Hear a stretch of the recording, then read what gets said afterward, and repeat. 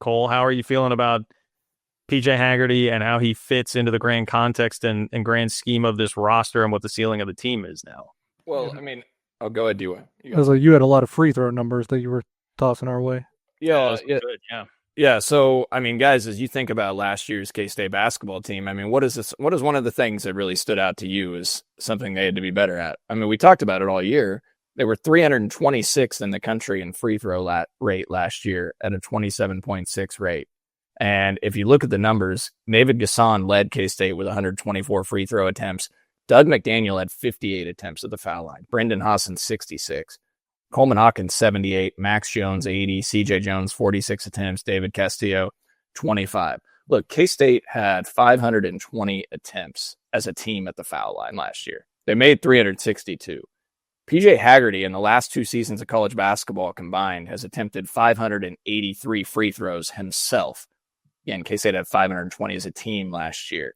He made 461 of those 583 free throw attempts, so a very good clip, around 80%. He made 224 free throws last season, guys, out of 274 attempts. It's 82% at the foul line. K-State's guards collectively, Doug McDaniel, Max Jones, Brandon Hassan, CJ Jones, David Castillo, they combined to attempt 275 free throw attempts. They made 210.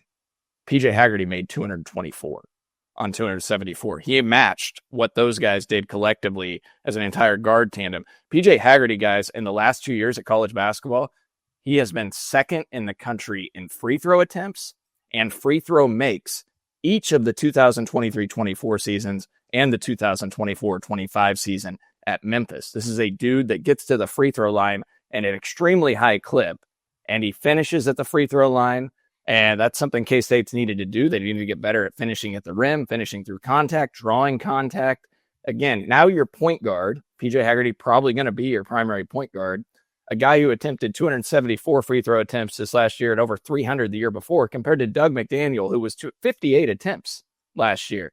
I mean, he shied away from contact. He tried that floater. Now you got a guy that's going to assert himself, his will. He's 6'3", measured 6'2.25" at the NBA Combine. But he's a stronger finisher, and he's going to figure out a way to get to the rim and finish through there, or get to the foul line and finish at an extremely high clip. I mean, he had a game in 2023-24, guys, where he attempted 22 free throws. All right, he had 15 games of 10 or more free throws in 2023-24, and 10 games of 14 attempts or more that year at Tulsa.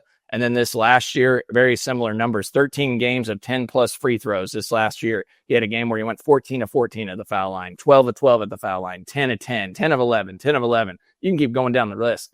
52.6 free throw rate this last year. That would have been the highest on K-State's team. Guys, that would have been the highest of any K-State guard in the Jerome Tang era, and a 75.6 free throw rate at Tulsa the year prior. So you're talking about one of the best guards that get into the foul line in America. Well, I love that. And I mean, I thought this was put very succinctly by Isaac Trotter. This is a tweet from, he's with 24/7 and CBS Sports. He said, K-State's backcourt mix makes way more sense this year. PJ Haggerty and Nate Johnson are two big rim pressuring guards who get to the line. Andre Kostic and Abdi Bashir are high volume shooters with size. And I mean, I think that's kind of to the point of how this roster seems to fit together so much better than last year. And it helps, like, this takes away some of the concerns that we had about how the rest of the backcourt was shaping up, right? Because like with Bashir, it's like, okay, will the game translate to this level? He was a really high volume shooter. How does that translate when you come up here? He's not a guy that looks like he's going to be maybe an elite defender. He's not somebody that really gets to the rim. But now you've got a couple guys that do. You've got a guy that can really, really defend if you're talking about Nate Johnson, and brings a lot of grittiness, toughness. It's just a lot of different elements that now seem to be available there in the backcourt that you just didn't have last year. I think I said it before, but I think the presence of Haggerty allows everyone else that they've added so far to play basically the usage and role that they should be in, instead of having to overextend them. Because I thought we were seeing probably more minutes and more usage out of guys last year than maybe they should have. Like Brendan Hassan probably shouldn't have been a 30 to 35 minute player, so to speak. And I think the addition of PJ Haggerty kind of clears some of that up, because now I think Bashir he can play more of the three now because you can play Nate Johnson at the two. You can play Kostic at the two. We'll see what else you can get, if anything, out of, either one of Xavier Wilson or David Castillo, right? So, because, Haggerty's probably going to be on the floor for about 35 minutes a game, and he's an alpha. And again, they now have a backcourt that is tougher. I've said that all off season, that I thought they were tougher, because Nate Johnson's probably as tough as they come, gritty as they come, hard-nosed as they come. PJ Haggerty kind of plays in a similar style, really, to be honest. People might think he comes from Memphis and he's just like this flashy shooting type of dude, but like Cole just laid it out, like, no, he wants to be physical. He wants to get downhill. He wants to get to the free throw line.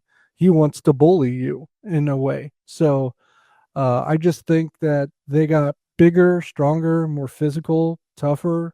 Like, they're not shying away from contact. They're not camping out the 3-point line. Defense is optional type of unit. There's probably an argument to be made, and I know there's other teams out there that maybe can hang their hat on this as well. They can't say could be one of the most improved backcourts in the country, and I believe that 100%. Well, I mean, look, he's obviously a dynamic scorer and scored in double figures in 74 of 76 games in the last 2 years combined. He's been over 20 points or more in 43 of the 76 games. DY, you hit on some of the toughness things, and we just talked about getting to the foul line, and it's a guy that finishes at the rim, too. This last year, according to Bart Torvik, 119 on 197 at shots at the rim, 60.4%. And then the year prior at Memphis, 112, or at Tulsa, 112, 177 on shots at the rim. That was 63.3%. You combine that, 231 at 374 on shots at the rim, that's 62%. And when you watch last year's team, how much did K-State struggle to finish through contact or finish at the rim? They would have layups. There were times, guys, where they overpassed. They would have a layup, and maybe it was a confidence thing, but they would kick it out for a three instead of taking that difficult shot at the rim, or maybe even an open shot at the rim that you would like to see him hit. Doug McDaniel was 49% at the rim last year, 68 of 138.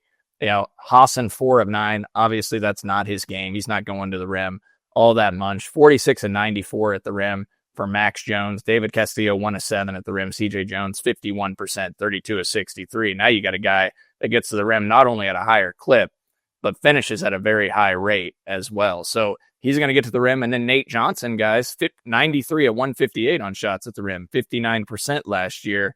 He was assisted on 43% of them, and almost a 38 free throw rate, 114 of 142 at the foul line, 80% this last year. So there's your two kind of alpha lead guards, are guys that are going to get downhill and they're going to get to the rim. Now, the concern you might have is how consistent can they be shooting the ball from the perimeter, those two. Now, Abdi Bashir is obviously a high-volume three-point shooter and led the country in three-point attempts and made 38.3% on over 300 attempts last year, and that's going to be his primary role. Haggerty is a guy that made a jump this last year, but before this year, he was under 30% from three. This year, he shot 36.4% from three on a little over 100 attempts, and Nate Johnson was 30% from three. So you have question marks there, and there's other things we can get into that might be question marks, and how do they fit with Matthew Driscoll's system, and what he wants to run as well. But there's a lot of pluses to where I think they've solved for some of the things we liked for them to solve for that were issues last year, with the addition of PJ Haggerty, the addition of Nate Johnson, and then Andre Kostic, who is one of my favorite recruits in the class as well, the European guard. And I think the success of this team is going to largely hinge on Elias Erpeek and Andre Kostic in terms of the ceiling of how far they can go.